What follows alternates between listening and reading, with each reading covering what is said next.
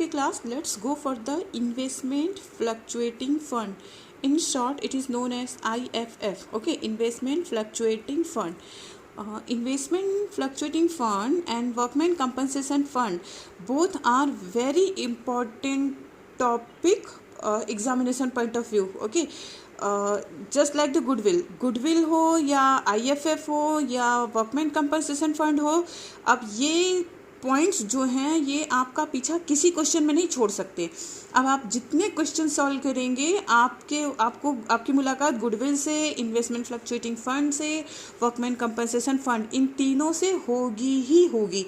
आगे के सारे क्वेश्चंस में ये लोग आपका साथ निभाएंगे, तो इनको समझना बहुत ज़रूरी है। जैसे अभी आपने गुडविल समझ लिया कि गुडविल क्या होता है, कैसे कैलकुलेट करता है, एवरेज प्रॉफिट से, सुपर प्रॉफिट से, कैपिटलाइज से, फिर आपने वर्कमैन कंपनसेशन फंड देख लिया, फिर अब इन्वेस्टमेंट फ्लक्चुएटिंग फंड देख लीजिए। ठीक है, एक्चुअली होता क्या है इन्वेस्टमेंट फ्लक्चुएटिंग फंड?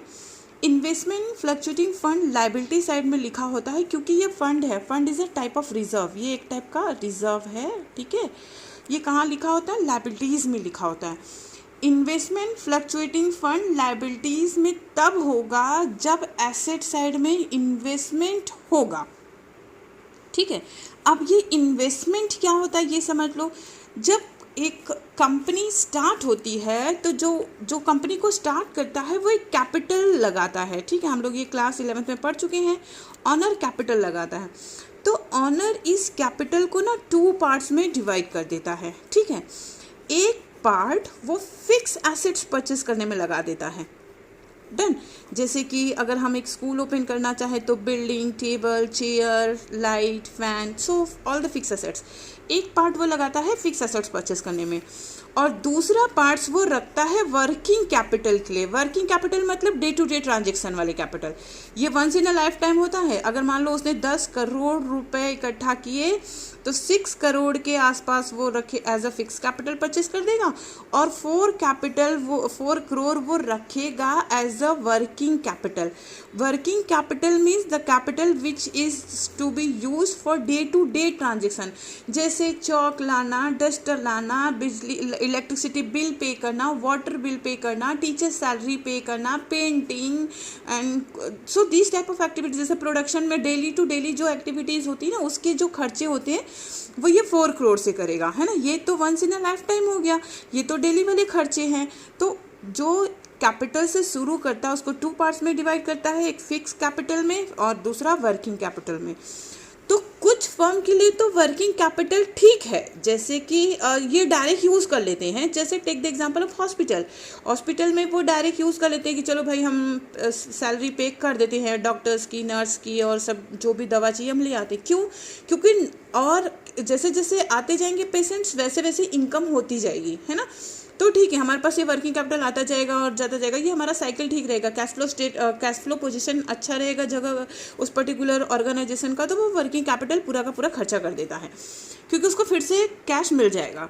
कुछ ऑर्गेनाइजेशन होते हैं जो नहीं करते, जैसे take the example of organisation of book, है ना। बुक जो आपकी बुक्स हैं वो देखो within a year once print होती है, वो रोज़ नहीं बिकती, वो खाली मई जून के महीने में ही उसकी सेलिंग होती है। बाद में जुलाई, अगस्त, सितंबर, अक्टूबर, नवंबर, दिसंबर, जनवरी, फरवरी उसकी सेलिंग नहीं होती है ना। तो ये इतने महीनों क्या सैलरी कैसे पे करेगी वो ऑर्गेनाइजेशन? उसके लिए क्या करती है ऑर्गेनाइजेशन, इस वर्किंग कैपिटल को, दैट मीन्स इस 4 करोड़ को कहीं ना कहीं इन्वेस्ट कर देती है, या तो बैंक में एज अ फिक्स डिपॉजिट रख देगी, या किसी ऑर्गेनाइजेशन के शेयर परचेस कर लेगी, डिबेंचर परचेस कर लेगी, बॉन्ड्स परचेस कर लेगी, कुछ भी परचेस कर लेगी। ठीक है, लेकिन उसको क्या कर देती है? इन्वेस्ट कर देती है। इन्वेस्ट करने से उसको वहाँ से डिविडेंड मिलता है ना। डिविडेंड मिलेगा, या फिर क्या मिलेगा? अगर शेयर परचेस किया है तो उसको डिविडेंड मिलेगा। ठीक है, ये क्लास 11th में बिजनेस स्टडीज़ में आपने पढ़ा होगा कि अगर शेयर परचेस किया होगा तो उसको क्या मिलेगा? डिविडेंड मिलेगा। अगर बैंक में रखा होगा तो उसको उसके ऊपर क्या मिलेगा? इंटरेस्ट मिलेगा। समझ में आ गया? और इसी से वो अपना डे टू डे ट्रांजेक्शन चलाती है। ये 4 करोड़ रुपीज़ जो है वो रखा रहता है। कहाँ रखा रहता है? बैंक में रखा रहता है। उसका जो इंटरेस्ट आता है उससे वो अपना वर्किंग कैपिटल चलाती है, तो हर महीने इंटरेस्ट आता जाएगा और वो वर्किंग कैपिटल चलाती जाएगी। है ना, ये बात समझ में आई। देखो आजकल के यंगस्टर्स भी जो होते हैं ना, जो नए जॉब पे लगते हैं, वो भी ये बहुत यूज़ करते हैं। व्हाट दे आर डूइंग, पहले वो साल भर अपनी इनकम इकट्ठा कर लेते हैं, इकट्ठा करने के बाद उसको कहीं ना कहीं इन्वेस्ट कर देते हैं। इन्वेस्ट करने से क्या होता है, उनको इंटरेस्ट मिलने लगता है और उसी इंटरेस्ट से वो अपनी लाइफ इंजॉय करते हैं, ताकि जो सैलरी है वो सेविंग होता जाए। शुरू ही में वो अपनी सैलरी को नहीं ऐसा मतलब इंजॉय करना शुरू कर देते हैं कि अरे चलो आ रहा है 50,000 60,000 पर मंथ, हम उसको यूज़ करते हैं। नहीं, ऐसा नहीं करते। वो क्या करते हैं, पूरा इकट्ठा करते हैं, इकट्ठा करके इन्वेस्ट करते हैं। इन्वेस्ट करने से जो इंटरेस्ट या डिविडेंड मिलेगा, इसी में वो अपनी लाइफ गुजर करते हैं। तभी घर खरीद लेते हैं, गाड़ी खरीद लेते हैं। अदरवाइज इतना आसान नहीं होता घर और गाड़ी खरीद लेना, लेकिन आजकल के यंगस्टर्स ये बहुत करते हैं। इसी तरह कंपनी भी करती है। तो इन्वेस्टमेंट समझ में आ गया ना। तो इन्वेस्टमेंट जो होता है वो इसलिए किया जाता है ताकि उससे जो इंटरेस्ट और डिविडेंड आए, उससे फैक्ट्री का day to day transaction run कर सके। ये बात समझ में आ गई, अच्छे से आ गई, ठीक है। अब ये जो डिविडेंड और इंटरेस्ट होता है, इसका एक फिक्स अमाउंट होता है। टेक द एग्जांपल ऑफ 40,000 हमको मिल रहा है पर मंथ, ठीक है, इंटरेस्ट। तो 40,000 हमारा वर्किंग कैपिटल होगा। अगर हमको 50,000 की ज़रूरत है तो हमको और इन्वेस्ट करना पड़ेगा, या फिर हमको 30,000 की ज़रूरत है तो हम इन्वेस्टमेंट कम कर देंगे, ठीक है। तो 40,000 हमको मिल रहा है, 40,000 की हमको ज़रूरत है, ठीक है। लेकिन कभी कभी अगर हमने इसको बैंक में रखा है या शेयर परचेस किया है, तो bank rate up and down होता रहता है ना। कभी इंटरेस्ट रेट कम हो जाता है, कभी इंटरेस्ट रेट ज़्यादा हो जाता है। लेकिन हमको ज़रूरत कितने की है, हमको तो 40,000 की ज़रूरत है ना, क्लियर है। तो अगर मान लो बैंक रेट कम हो गया, अगर मान लो 35,000 ही हमको मिला, तो 5,000 की क्या हो जाएगी, शॉर्टेज हो जाएगी। तो इसी शॉर्टेज को क्लियर करने के लिए, फील करने के लिए कंपनी रखती है इन्वेस्टमेंट फ्लक्चुएटिंग फंड। इसका मतलब अगर ये इन्वेस्टमेंट फ्लक्चुएट कर गया, अगर इससे आने वाला इंटरेस्ट या डिविडेंड कम या ज़्यादा हो गया, तो हम इस फंड को यूज़ करेंगे। ज़्यादा हो गया तब तो यूज़ करने की ज़रूरत ही नहीं, तब तो बहुत अच्छी बात है। लेकिन अगर कम हो गया, शॉर्ट हो गया, तो हम ये इन्वेस्टमेंट फ्लक्चुएटिंग फंड यूज़ करेंगे। इसीलिए ये इन्वेस्टमेंट फ्लक्चुएटिंग फंड रखा हुआ होता है। समझ में आ गया आपको, ठीक।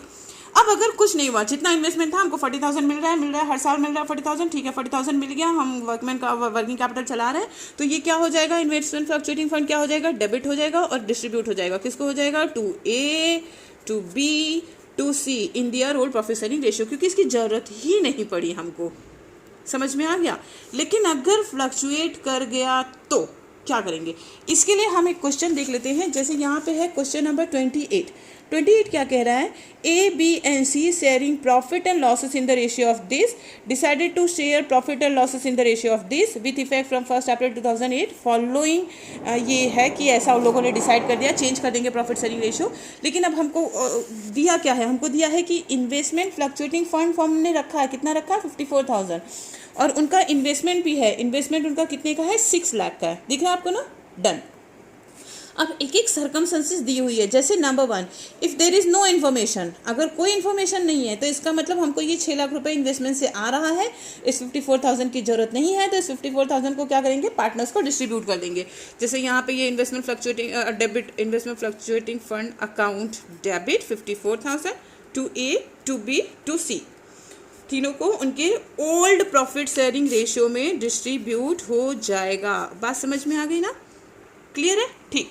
दूसरा केस क्या कह रहा है, दूसरा केस कह रहा है, if the market value of investment is 6,000, market value of investment है कितना, 6,000, पॉइंट क्या कह रहा है, 6,000, ठीक है, कोई प्रॉब्लम नहीं है। 6 लाख हो, सॉरी 6 लाख है, 6 लाख था, 6 लाख है, कुछ नहीं, हमको इसकी जरूरत ही नहीं पड़ रही ना, 6 लाख था और 6 लाख है, तो हमको इसकी जरूरत पड़ी नहीं पड़ी। फिर हम वही करेंगे, क्या करेंगे, investment fluctuating reserve account debit to A, to B, to C, in which ratio, in old ratio, that is 4:3:2। बात क्लियर हो गई सबको, ठीक है।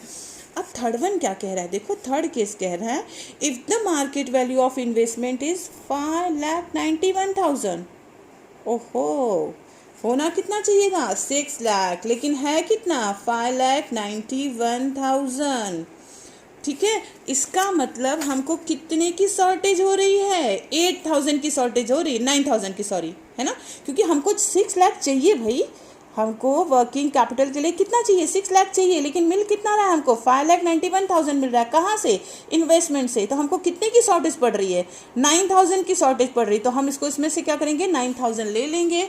और जैसा वर्कमैन कंपनसेशन फंड के लिए आपने एंट्री पास की, वैसे ही ये भी एंट्री पास होगी। जैसे इन्वेस्टमेंट फ्लक्चुएटिंग फंड, जो कि कितना है आपका 54, account debit, investment fluctuating fund account debit with how much amount, 54,000। आपने जैसा अभी देखा, टू कहाँ चला जाएगा, इन्वेस्टमेंट फ्लक्चुएटिंग फंड में, ठीक है। जिसकी रिक्वायरमेंट पड़ी, कितनी की रिक्वायरमेंट पड़ी आपको, 9,000 की रिक्वायरमेंट पड़ी।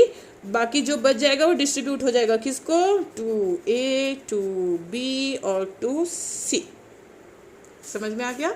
54,000 में से 9,000 क्या हो जाएगा, डिस्ट्रीब्यूट चला जाएगा। कहाँ चला जाएगा, जो शॉर्ट हुआ, कहाँ शॉर्ट हुआ, वर्किंग कैपिटल के लिए। कम पड़ा ना 9,000, क्योंकि 5,91,000 ही था, तो ये बच जाएगा उसमें, ठीक है।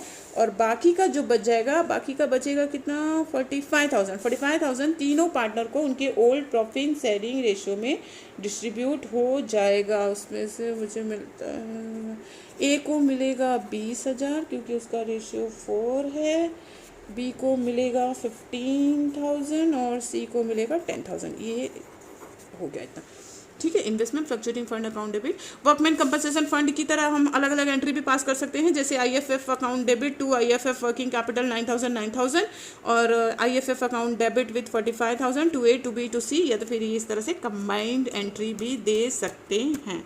क्लियर हो गया। एक और प्रॉब्लम है, प्रॉब्लम ये है कि जैसे आगे के क्वेश्चन में हो सकता है, अगर मान लो इंस्टेड ऑफ 5,90,000 यहाँ पे आ जाता 5,40,000। इन्वेस्टमेंट की वैल्यू कितनी आ गई, 5,40,000। अब हमें तो चाहिए 6 लाख, तो 54,000 अगर हम इसमें फिल भी कर देते हैं, अगर ये 54,000 हम इसमें फिल कर भी देते हैं, तो ये कितना हो जाएगा, 5,94,000। अभी भी 6,000 की शॉर्टेज है ना। ये IFF, अब जब पूरा IFF इसमें चला गया तो फिर पार्टनर्स को डिस्ट्रीब्यूट नहीं होगा। ये बात तो सिंपल है, समझ में आई रही होगी। क्योंकि अगर ये 5,40,000 होता तो ये 54,000 इसमें ऐड हो जाता, तो ये हो जाता 5,94,000, है ना। 6,000 की अभी भी शॉर्ट कमिंग है, तो वो 6,000 ट्रांसफ़र होगा रीवैल्यूएशन अकाउंट में, जो हम आगे जाके पढ़ेंगे। Okay, thanks.